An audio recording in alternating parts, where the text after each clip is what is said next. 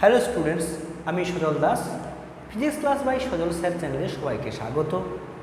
আজ আমি সরল দোলগতির বেশ কিছু পোর্শন পড়ব, যে দেখব যে সরল দোলকের গতি, সরল দোলগতি এবং তার পর্যায়কাল আমি নির্ণয় করব। ক্লাস শুরুর আগের আমি বলি, যারা যারা এবছর মাধ্যমিক দিয়েছো এবং যারা এইচএস এইমাত্র দিলে মানে এখন দিচ্ছ, তোমাদের এইচএস দেওয়ার পর নিট ক্লাসের জন্য এবং মাধ্যমিকের পর যারা 11 শুরু করতে চাও, তারা আমার 9002175717 এই নাম্বারে যোগাযোগ করবে অফলাইন এবং অনলাইন ক্লাসের জন্য। আজ আমি দেখব সরল দোলগতির পরবর্তী অংশগুলো। ধরো একটা সরল দোলক একটা দৃঢ় অবলম্বন থেকে হালকা অপসার্য সুতো বলেছি আমি, হালকা অপসার্য সুতোর সাহায্যে একটা বব বা পেন্ডুলামকে আটকে দেওয়া হয়েছে। এরকম বব বা পেন্ডুলাম আটকে দিয়েছি। এইবার এটাকে সাম্যাবস্থান থেকে বিচ্যুত করে ছেড়ে দেওয়া হলো এইরকম জায়গা। সাম্যাবস্থান থেকে বিচ্যুত করে নিয়ে যাওয়া হয়েছে এবং খুব ক্ষুদ্র কৌণিক সরণ হয়েছে থিটা কৌণিক সরণ। দেখো এর ওজনটা কোন দিকে কাজ করবে? লম্ব হবে নিচের দিকে, mg। এ দুটো উপাংশ আমি পাবো। এই বরাবর একটা উপাংশ থাকবে, এই কোণটা থিটা হলে এই কোণটা থিটা হবে, এই বরাবর উপাংশ হবে mg cos থিটা, আর এই বরাবর উপাংশ হবে mg sin থিটা।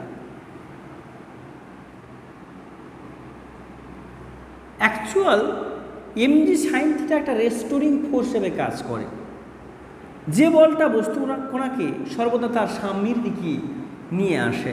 দেখো এখানে আসবে, এসে স্থির হবে না, গতিজাতের জন্য আবার এগিয়ে যাবে। এইভাবে এদিকেও তাই একই রকমভাবে প্রত্যানয়ক বল থাকবে, বস্তু কণাকে বারবার তার সাম্যের দিকে এগিয়ে নিয়ে যাবে। যদি আমি এই দিকে আঁকি, এদিকেও একই রকম ঘটনা, একই রকম ছবি এদিকে হবে। যাই হোক, তো এফ সমান আমরা বলতে পারি mg sin থিটা। এফটা কি? এফ সমান রেস্টোরিং ফোর্স বা প্রত্যানয়ক বল। দেখো থিটা তোমরা এই ম্যাথামেটিক্সের এই কন্ডিশনটা জানবে, থিটা টেন্ডস টু 0 হলে সাইন থিটা সমান থিটা হয়। সাইন থিটা সমান কী হবে? থিটা হয়। তো এখন যে আমি দোলক নিয়েছি তার কার্যকর দৈর্ঘ্য ধরে নেব স্মল এল, আর এখান থেকে যে সরণটা হয়েছে মনে করো এক্স পরিমাণ সরণ ঘটেছে। তাহলে অতএব আমরা বলতে পারি থিটা সমান চাপ বাই ব্যাসার্ধ মানে এক্স বাই এল। তো এখন আমরা লিখতে পারি, অতএব আমরা লিখতে পারি এফ সমান mg ইন্টু থিটা, কারণ থিটা টেন্ডস টু 0। অতএব লিখতে পারি এফ সমান mg ইন্টু থিটা জায়গায় কি লিখতে পারি এক্স বাই এল। একটা নেগেটিভ সাইন নেব। নেগেটিভ সাইন এই কারণে নেব, বল এবং সরণ সর্বদা বিপরীতমুখী তাই। তাহলে কি আসবে? এফ সমান আমরা জানি, আবার এম এ জানি, এম এ সমান মাইনাস mg বা into x by l. M vanish হয়ে যাবে। অতএব এ সমান minus g by l into x.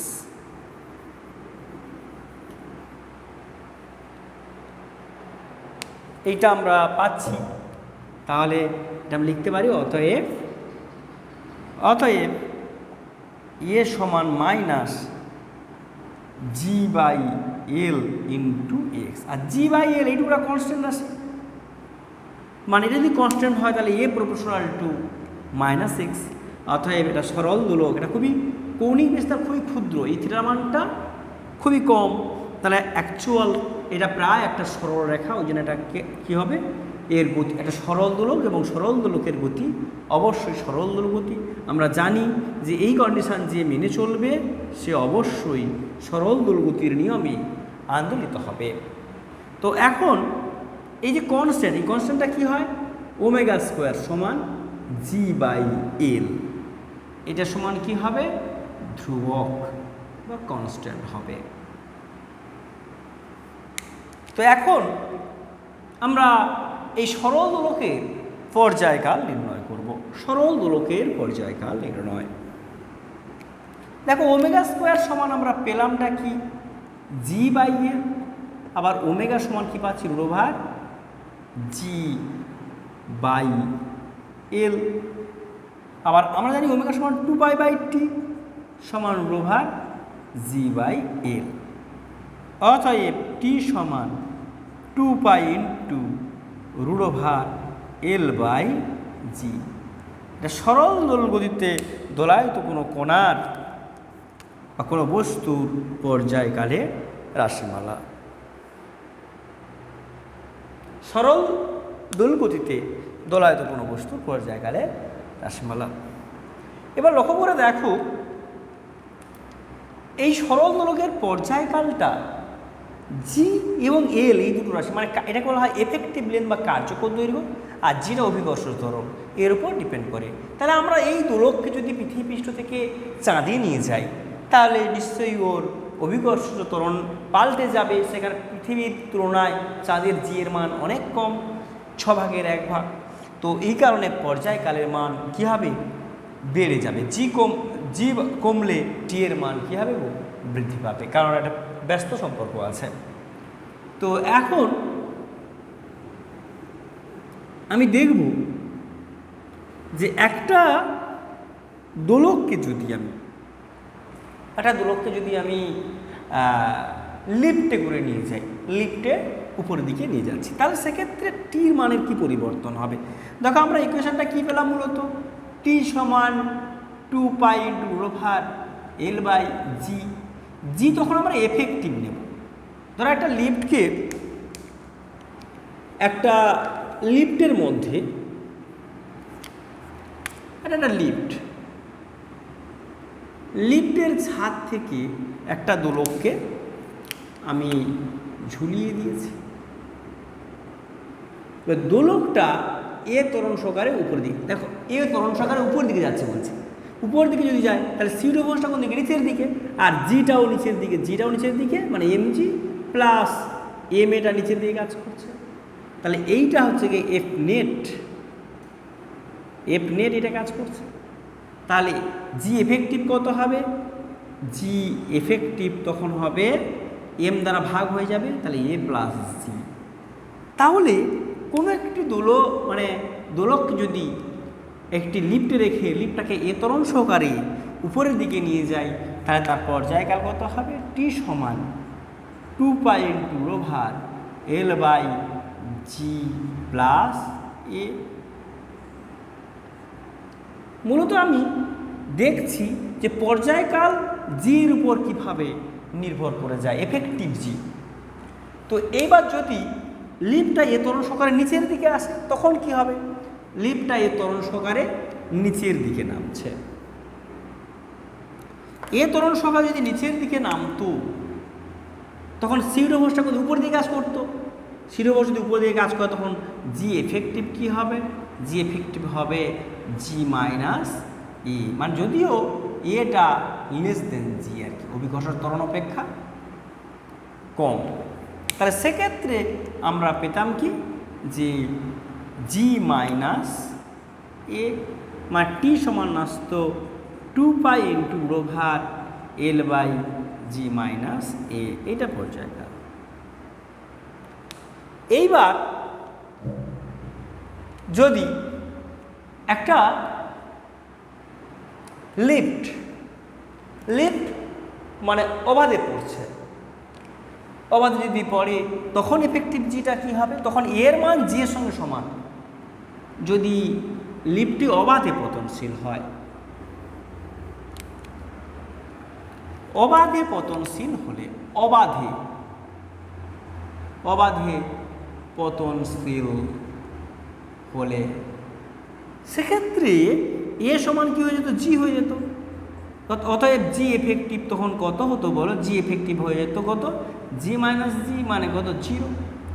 মানে টি সমান হয়ে যেত 2π ইন্টু L/0 মানে ইনফিনিটি। মানে তখন দোলকের পর্যায়কাল অসীম হতো। অসীম হতো হওয়ার অর্থ কি, দোলকটার কোনো আন্দোলন হতো না। পর্যায়কাল অসীম হওয়ার মানে অর্থ কি, অসীম হওয়ার অর্থ এটাই যে দোলক আদৌ দুলবে না। ঠিক আছে, এইবার যদি এইরকম হয়, একটা গাড়ির ছাদ থেকে একটা দোলককে ঝোলানো আছে, এটা মনে করো একটা গাড়ির ছাদ, দোলকটাকে ঝোলানো আছে, গাড়িটি এ ত্বরণ সহকারে এগিয়ে যাচ্ছে, সঙ্গে সঙ্গে সিউডো ফোর্সটা কোন দিকে কাজ করবে, এইদিকে, মানে দোলকটা এরকম সরে আসবে, এইদিকে কাজ করবে এম এ, আর এর জিটা কোন দিকে কাজ করবে, এম জিটা নিচের দিকে।